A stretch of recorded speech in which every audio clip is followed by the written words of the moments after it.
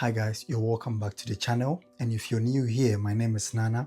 I hold a master's degree in business finance, and on this channel we discuss anything productivity and in personal finance. And so in this video I'll be breaking down a couple of decisions that the ultra rich tend to make when managing their finances that actually helps them to stay ahead of the bottom 90%. More often than not, when we talk about wealth creation and then building wealth over the long run, people tend to attribute those things to nothing but luck.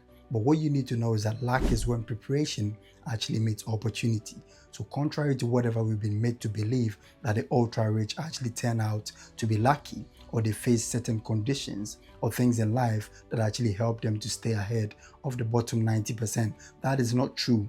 They take calculated risk when it comes to managing their resources, and that eventually pays off hugely in the future. This brings us to the first secret of the ultra rich, that is the difference between a good debt and a bad debt. So a good debt usually is any amount of debt that you take on, usually to purchase assets that increases the chances of you actually becoming financially free in the future, because those assets would return some form of income or revenue. For example, if you borrow to buy a house and then you rent that house out, then in the future you increase your chances of actually benefiting from capital appreciation, that is the house price going up, and then also the rental payments that will come to you in the form of income.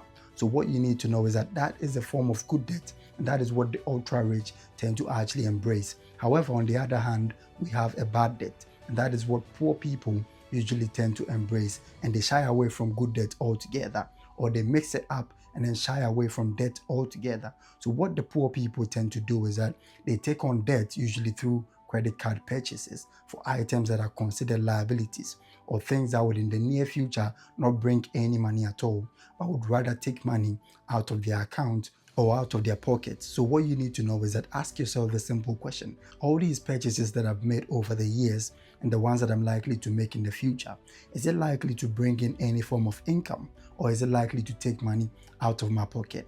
If it is likely to bring money in, then that is a good debt. You're probably better off taking on that debt to secure it. For example, if it is anything that is likely to increase your skills or your experience, that also increases the chances of you becoming successful by securing a job or going on to start a side hustle, or increasing your chances of making money in the future altogether. However, on the other hand, if it is likely to set you up for a series of payment that becomes a liability and a burden in the future, then you want to shy away from it altogether, because that wouldn't help you and it wouldn't be in line with the attainment and the pursuit of your financial goals. This brings us to the second habit of ultra rich people, which is that they diversify their income streams. So the average multi-millionaire and billionaires out there have on average 7 streams of income. So what you need to know is that building wealth based on one income stream, that is usually your paycheck or your salary, is not sustainable, because there are several economic turmoil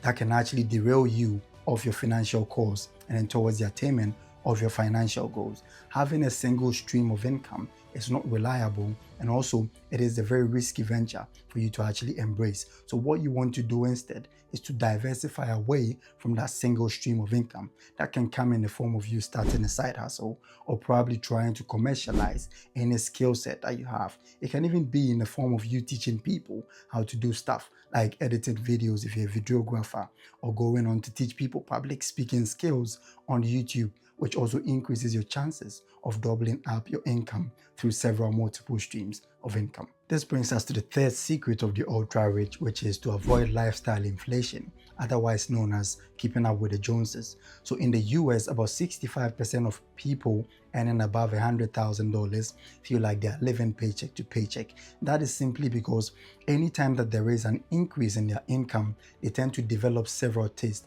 for several luxurious experiences in life, and they go on to purchase things that they cannot really afford. But simply because they know that the paycheck is high enough and it keeps coming on a monthly basis, they also take on all these debts that eventually it attracts several interests that makes them stuck in a very difficult financial position. So what you want to do is that you want to avoid all these things altogether. You want to live below your means. And the most simplest way that you can actually do this is to budget and stick to the budget, because the budget would ensure the discipline and the right steps that you need to take in order for you to live below your means, and then save or invest the remaining amount of money that is left at the end of the month. So the simplest budgeting method that you can actually adopt is the 50-30-20 rule. So 50% of everything coming in at the end of the month can go into servicing, your basic needs, that is rent or mortgage, food and clothing. And then secondly, the further 30% can go into your wants. So you can actually subject it to things that make you happy, like spending the further 30% on entertainment or any skill set that is likely to actually increase your chances of earning in the future. The further 20% can go into settling debt and then investment. So that is the surest way that you can actually build wealth. And that is something that the ultra rich tend to do a lot. They try as much as possible and then save, invest, and then spend what is left at the end of the day. And so that is the surest way that you can actually adopt in order to become successful in life. This brings us to the fourth habit of ultra-rich people, which is that they tend to invest early in life. So Warren Buffett started investing when he was as young as 11 years old, and that helped him to take advantage of the economic opportunities that came out through his lifetime. And so today, because of compound interest, he happens to be one of the richest people in the world. You need to try as much as possible and then start investing as early as possible. And sometimes at this point, people say, oh, but it's very difficult to invest because you need huge sums of money to invest. And then investing is probably even for the rich people or people who have high sums of money to just put them somewhere and then gain some returns in the near future. Contrary to all these beliefs, investment can be done with as little as 10 or 20 pounds at the end of the month. So you don't need extremely huge amounts of money before you can be able to invest. What you need to know is that you need to treat investment like your savings, and that would eventually steer you towards the attainment of your financial goals. I've got a full video on how to invest with as little as 10 or 20 pounds at the end of the week. So what you should do is that I'll link the video down in the description, and that can help you, give you some heads up as to how to start investing and how you can, more importantly, take advantage of compound interest and then build wealth over the long run. This brings us to the fifth and the last habit of ultra-rich people, and that is they follow the advice of experts when it comes to managing their wealth. So what you want to do is that you need to try as much as possible and then hire an advisor.